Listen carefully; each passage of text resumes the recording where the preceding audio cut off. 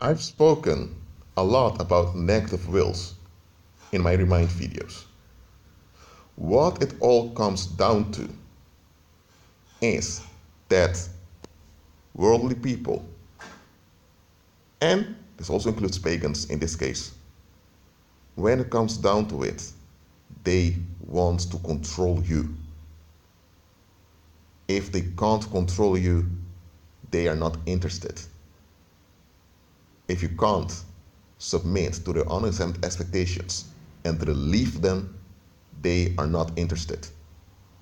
Because their relief is the only thing they're interested in. That's their only concern. Their only concern is to validate themselves.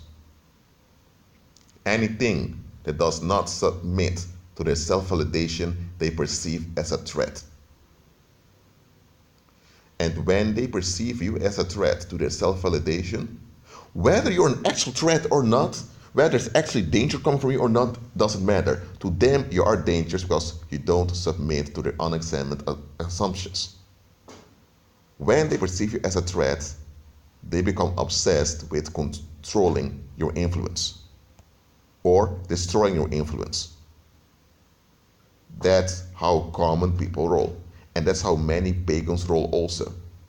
I told you before that pagans see through common people, that pagans often can't stand common people, but pagans often have similar traits as common people that they're not proud of.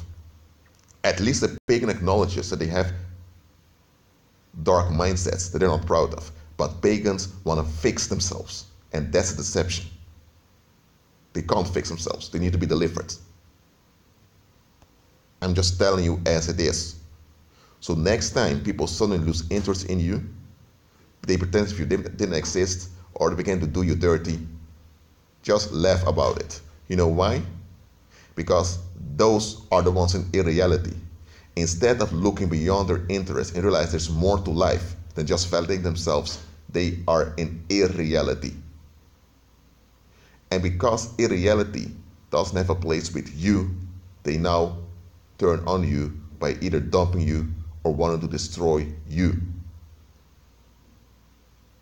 Common people, I'm saying worldly people, seldom will appreciate you for who you really are.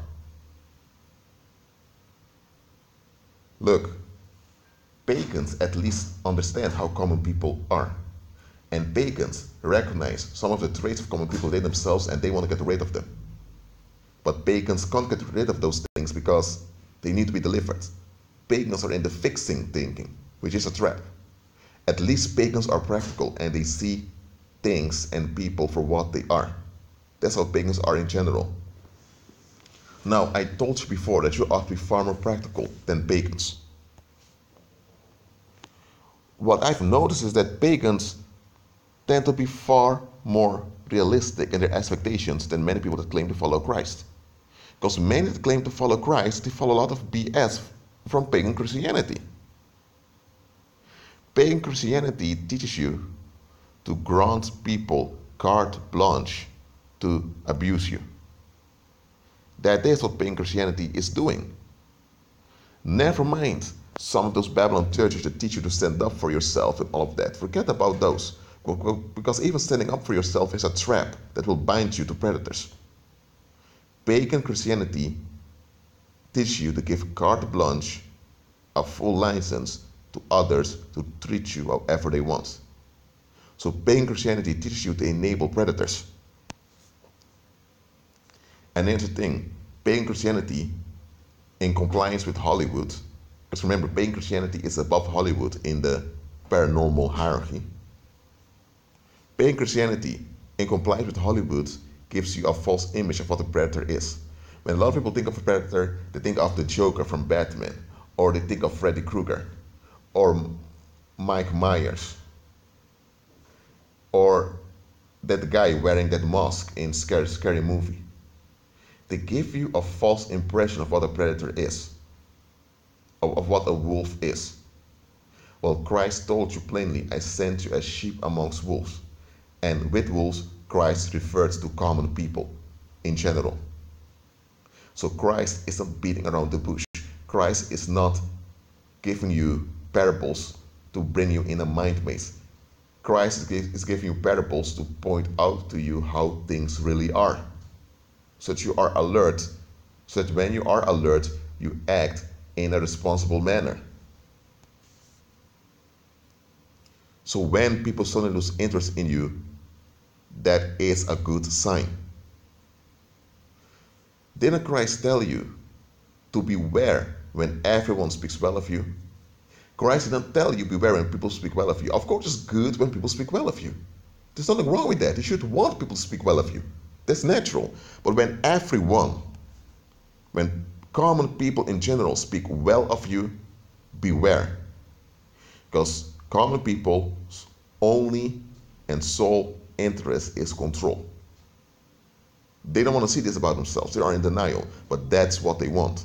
So when common people in general are interested in you, when they're praising you, they are really binding you.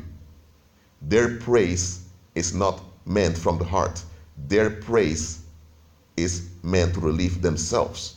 So it's only about themselves. So when common people praise you, beware. This may be a difficult teaching for some of you to grasp. It may even be a painful teaching. But this teaching that I'm teaching you here, it will spare you a lot of heartache and a lot of trouble. There are some of those relationships that you have with common people, and the common people are very, very, very fond of you. They're very loving and affectionate towards you. Yet at the same time, they don't trust you. Look how perverted this is. They're very warm and open towards you, and they really crave your positive attention. But at the same time, they don't trust you. At the same time, they want to control you. At the same time, they're suggesting negative motives towards you. Or they will get to use suggestive witchcraft upon you. Do you see how sick and perverted this is? But you don't see the sickness and perversion of the situation. Why? Because you receive this loving, warm affection of that common individual. And because of this loving, kind affection, demons have succeeded in blinding you from seeing what's really going on. The praise of those common people is not about you. It's about themselves. It's about their own relief that they expect to gain by praising you. So it's not really about you, because they don't really trust you to begin with. Why do you think that Christ did not roll with so many people? Christ could have rolled with many people when he had his ministry, but he rolled with few people. Anytime common people became too fond of him, he disappeared. While we are trained by the world to rejoice when common people are interested in us, when common people acknowledge us. As a human being, you have a natural need to be acknowledged and to be praised. That's what you have as a human being. There's nothing narcissistic about that. There's nothing evil about that. There's nothing selfish about that. As a human being, you have a natural need to be praised and acknowledged. Here's the thing, however. Not everyone that praises you and acknowledges you does that for the right reason. Many will praise and acknowledge you to exploit you. Many are wolves in sheep's clothing. And Christ knew how to identify such people. He was surrounded by them. Yet, in his understanding, he knew how to deal with them in a peaceful and beneficial manner. The world teaches you how to deal with such people, but the world's ways how to deal with such people will bind you and destroy you in the long run. Through self-defense, standing up for yourself, enforcing boundaries, all that. Those are worldly ways to cope with such people. Christ doesn't want you to cope with such people. Christ wants you to overcome and be delivered from such people. Let me repeat that. Christ does not want you to cope with wolves in sheep's clothing. He wants you to overcome them and be delivered from them. The world can only teach you how to cope with such people. That's why I agree with Christ. Okay, this teaching may be very hard for some of you, but you need to hear this teaching. Do not rejoice when common people suddenly become interested in you, when they suddenly are praising you. I'm not telling you to turn down their interest. I'm telling you to use their interest as a tool. But don't rely on their interest, because their interest is self-centered.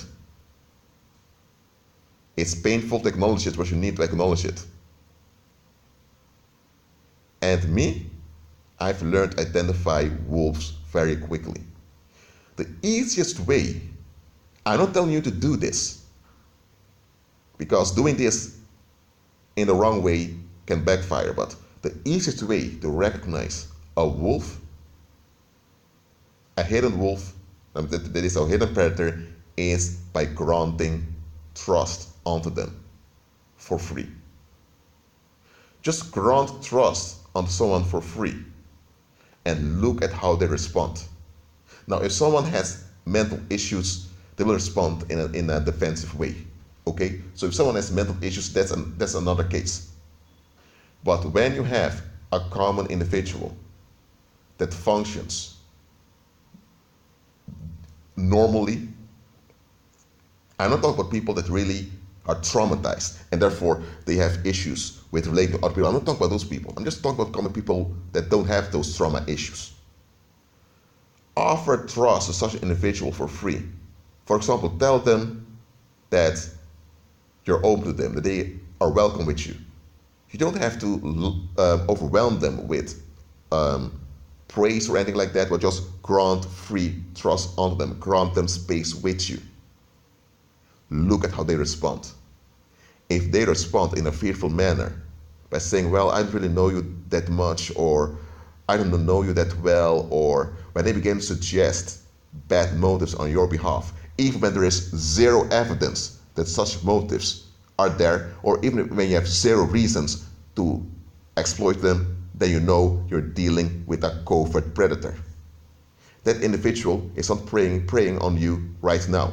But when the moment comes, that individual will turn into a wolf on you. I'm telling you, see people for what they are. That's how you anticipate things.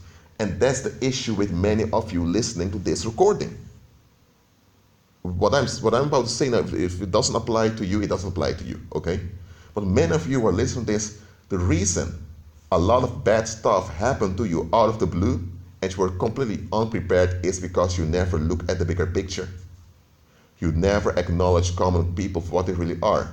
If you would have looked at the bigger picture, you would have realized it. And here's the thing, some of you did realize it. You did realize that common people in general are only about control. But it's something you didn't want to accept, because if you would have accepted that, you would also have to accept that many of the warm relationships you had with common people are not what they appear to be. And many of you were not willingly to acknowledge that, because you were not willingly to let go of the monkey pot. I'm using the monkey pot as a parable here. Let's say you have a tree, and there's a hole in this tree. Inside this hole, there's a fruit growing, or there is honey, or whatever delicacy that you can find in nature. And there's this monkey. I want to say there's a monkey hanging around there, and this monkey noticed that there's this delicacy inside this hole in this tree. The monkey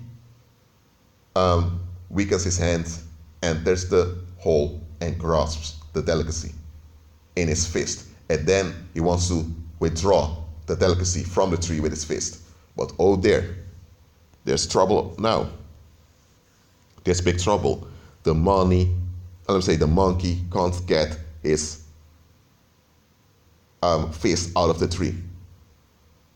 I said money instead of monkey. I didn't do it on purpose, but you know what? I'll use money in the parable very soon when I relate it to daily life. The monkey couldn't free himself. The monkey was stuck. He tried to get his hand out of the tree, but it just didn't work. The monkey became frustrated. He became desperate because he was trapped. But anyone that just looks at the situation would say, monkey, let go of the delicacy. Loosen your grip, and you can free your hand, and your hand flows out of the tree easily. But because the monkey is so determined in holding on to the delicacy, because the monkey is so into control, the monkey is stuck. Yet the monkey can't see that his own mindset that keeps him stuck, that keeps him trapped. Now, I said money instead of monkey by accident. Now, when it comes to money, that's how common people relate to money. Money is just their symbol for control. That's what it is.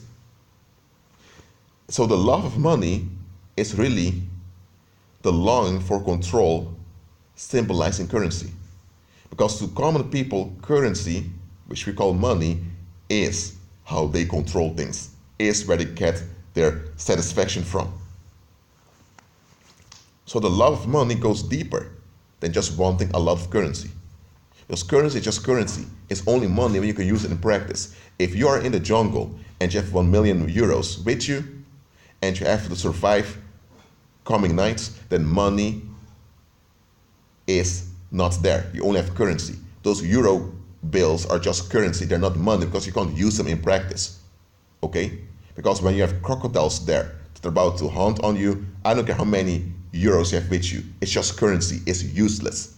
It's only money in a context where it's validated as legitimate and you can use it to purchase goods and services or to bribe other people. Many have the love of money in them and they're not aware of it. Look, I've used the monkey pot as a parable, as a symbol here. Whether it's in a natural tree or whether it's a real pot that someone designed to trap a monkey, that's how common people are. Once they see a delicacy, they go after it. And there's nothing wrong with that in itself. When you see a delicacy, you go after it. There's nothing wrong with that. But common people don't look at the bigger picture. They don't realize, hold on a minute, this delicacy is located in this pot. My hand is bigger than this pot. I can only enter this pot when I loosen the grip of my hand. That means that once I'm in the pot, I either have to slowly get the delicacy out of the pot, or I need to find a way to open the pot so that I can access the delicacy.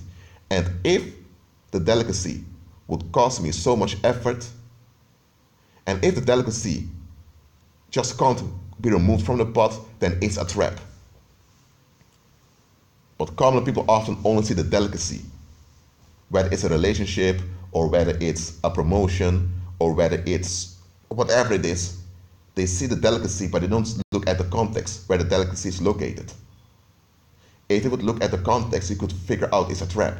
But common people often don't do that. Pagans see through this very quickly. So often, common people chase a monkey spot, while thinking it's a jackpot they're after. And they often don't see it's a monkey spot until they're trapped in it. Now look, I've talked about how common people's only interest is control. How often they themselves are not aware of this. How often they themselves don't want to see this. Well, I'm telling you, see it. So when you get the praise of common people, don't turn it down and by being mean towards them, because then they will feel rejected. And let me tell you this, common people, there are times they really sincerely mean you well. Just because they're common people doesn't mean they're demons or they're devils, okay? But their attitude is an attitude of control, and it's this attitude that's dangerous about them. But common people can sincerely be concerned with you. They can. So don't just turn down their interest towards you, but evaluate the interest of those common people and manage it as a tool.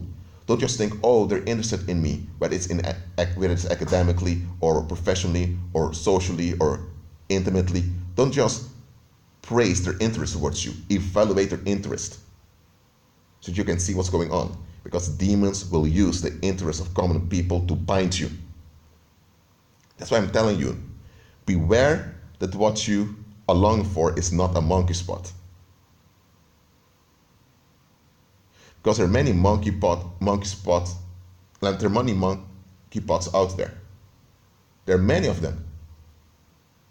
Okay, before I close this video, let me give a very well-known example of a monkey spot.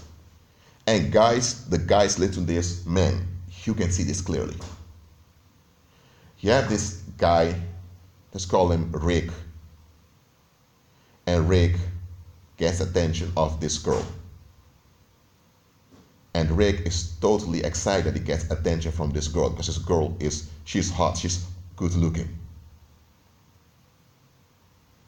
But then Rick has buddies. And those buddies look at the situation. They also evaluate the chick. And they tell Rick, are you sure about this? Rick tells them, dude, she's interested. I didn't even play on her. I didn't even make a move on her. She's just interested.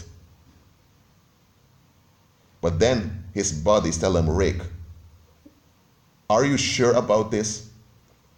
Rick tells him again, dude, she's interested, man. Instead of me having to chase her with text messages, hoping she will respond, she's interested.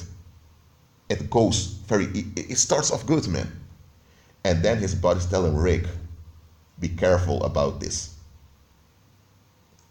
Rick, because he had this delicacy, the attention of this girl, and potential future intercourse, man, he was totally into that delicacy. Just like that monkey that saw the delicacy in the monkey spot, he put his hand in it and he held on to it. But here's the thing. That chick is only interested because she saw something in Rick that Rick didn't see about himself. Rick had this strong need to be acknowledged. Every human being has the need to be acknowledged. But with Rick, though the wounds of his past, he really had this strong urge to be acknowledged. And this chick saw it. So she saw a benefit in having Rick around. She saw that she could easily trick Rick by giving him praise, by giving in to Rick's desires. And she did. But it was only 3 months into the relationship, when everything had started off good, when everything was so exciting, it's only after 3 months that Rick realized that, hold on a minute, this chick is now governing my finances. She has my bank card, she has my Facebook passwords, she knows almost everything about me, and she's managing me. And Rick realized, hold on a minute, how could this have happened? I normally never just give away data of myself just like that. Here's what happened. Rick was bewitched by that chick. That chick played into his natural human needs, and she used it against him. But Rick looked at the facts, and the facts appeared in his favor. But if he would have looked beyond, if he would have looked at the bigger picture, he would have seen the truth. He would have seen it's not gold, it's a monkey spot. And this monkey spot is going to cost you, Rick. Now, this is a very easy example. Now, you can use many more examples. I'm telling you, who's listening to this video, beware of chasing a monkey spot. Look at the context of the benefit you're so triggered by to see whether it's really a blessing or whether it's a curse in disguise. Well, that's it for now. Agree with Christ and be at peace.